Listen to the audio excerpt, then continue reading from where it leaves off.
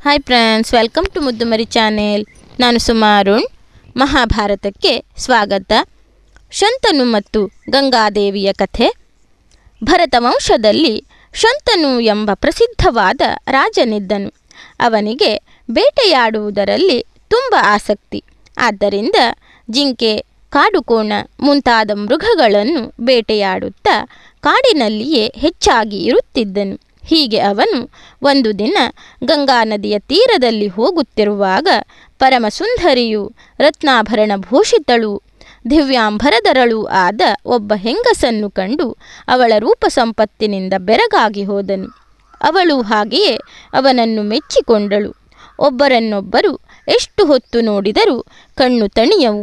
ಶಂತನುವೇ ಮೊದಲು ಅನುನಯದ ರೀತಿಯಿಂದ ಮಾತನಾಡಿಸಿ, ನೀನು ಯಾರು ಸುಂದರಿ? ದೇವಿಯೋ, ದಾನವಿಯೋ, ಗಂಧರ್ವಳೋ, ಅಪ್ಸರೆಯೋ, ಯಕ್ಷಿಯೋ, ಮಾನುಷಿಯೋ, ಯಾರಾದರೂ ಆಗಿರು, ನನ್ನ ಹೆಂಡತಿಯಾಗು ಎಂದನು. ಮಂದಹಾಸದಿಂದೊಡಗೂಡಿದ ಮೃದುವಾದ ಅವನ ಮಾತನ್ನು ಕೇಳಿ ಆಕೆಯು, ಆಗಲಿ ಮಹಾರಾಜ, ನಿನ್ನ ರಾಣಿಯಾಗಲು ಒಪ್ಪುತ್ತೇನೆ. ಆದರೆ ಒಂದು ಕಟ್ಟುಪಾಡಿಗೆ ನೀನು ಒಪ್ಪಬೇಕು. ಅದೇನೆಂದರೆ, ನಾನು ಮಾಡುವ ಯಾವ ಒಳ್ಳೆಯ ಕೆಲಸಕ್ಕಾಗಲಿ ಕೆಟ್ಟ ಕೆಲಸಕ್ಕಾಗಲಿ ನೀನು ಅಡ್ಡಿ ಬರಕೂಡದು, ಆಕ್ಷೇಪಿಸಕೂಡದು. ಹೀಗಿರುವ ತನಕ ನಾನು ನಿನ್ನಲ್ಲಿ ಇರುತ್ತೇನೆ. ಅಡ್ಡಿಯಾಗಿ ಬಂದರೆ, ಆಕ್ಷೇಪಿಸಿದರೆ ಬಿಟ್ಟು ಹೊರಟು ಹೋಗುತ್ತೇನೆ ಎಂದಳು. ಶಂತನು ಪರಮ ಸಂತೋಷದಿಂದ ಒಪ್ಪಿಕೊಂಡು ಅವಳಲ್ಲಿ ಯಥೇಚ್ಛವಾದ ಸೌಖ್ಯವನ್ನು ಅನುಭವಿಸುತ್ತಾ ಇದ್ದನು. ಅವಳು ಏನು ಮಾಡಲಿ ಅಡ್ಡಿ ಬರುತ್ತಿರಲಿಲ್ಲ. ಆಕೆಯ ಹೊಟ್ಟೆಯಲ್ಲಿ ಒಬ್ಬರಾದ ಮೇಲೆ ಒಬ್ಬರಂತೆ 8 ಜನ ಗಂಡು ಮಕ್ಕಳಾದರು. ಅವರನ್ನು ಅವಳು ಹುಟ್ಟುತ್ತಿದ್ದ ಹಾಗೆಯೇ ಗಂಗೆಯಲ್ಲಿ ಮುಳುಗಿಸು ಬಿಡುವಳು. ಶಂತನುವಿಗೆ ಅದನ್ನು ನೋಡಿ ತುಂಬ ಸಂಕಟವಾಗುವುದು. ಆದರೆ ಅವಳೆಲ್ಲಿ ಬಿಟ್ಟು ಹೊರಟು ಹೋಗುವಳೋ ಎಂದು ಹೆದರಿ ಸುಮ್ಮನಿರುತ್ತಿದ್ದನು. ಕೊನೆಗೆ 8ನೆಯ ಮಗುವು ಹುಟ್ಟಿದಾಗ ಅವನು ಸುಮ್ಮನಿರಲಾಗದೆ ದುಃಖ ಉಕ್ಕಿ ಬಂದು ಮಗುವಿನ ಮೇಲೆ ಆಸೆಯಾಗಿ, ತಡೆ ಪುತ್ರಘಾತಿನಿ, ಅದನ್ನು ಕೊಲ್ಲಬೇಡ. ನೀನು ಯಾರು? ಯಾರ ಮಗಳು? ಏಕೆ ಹೀಗೆ ಮಕ್ಕಳನ್ನು ಕೊಂದು ಮಹಾಪಾಪ ಕಟ್ಟಿಕೊಳ್ಳುವೆ ಎಂದು ಕೇಳಿದನು. ಆಗ ಆಕೆ, ಮಹಾರಾಜ, ನಿನಗೆ ಮಗನ ಮೇಲೆ ಆಸೆಯಾಯಿತಲ್ಲವೇ?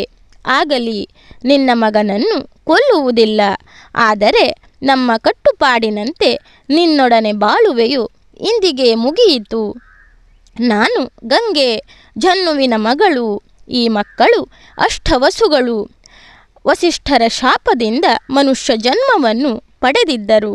ನಾನು ಅವರಿಗೆ ಮಾತು ಕೊಟ್ಟಿದ್ದಂತೆ ಹುಟ್ಟುತ್ತಿದ್ದ ಹಾಗೆ ಅವರನ್ನು ಈ ಮನುಷ್ಯ ಜನ್ಮದಿಂದ ಬಿಡುಗಡೆ ಮಾಡಿದೆ.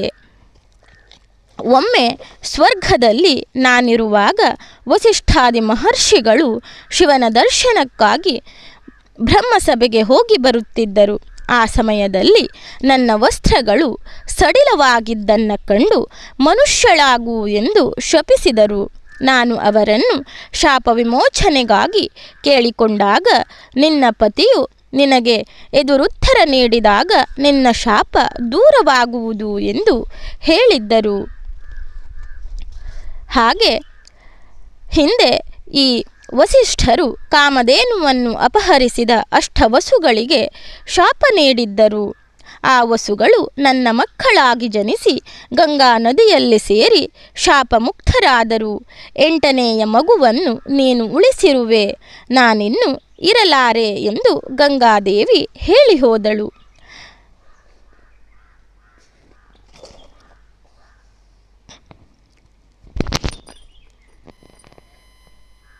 ಮಹಾರಾಜ, ದುಃಖಿಸಬೇಡ.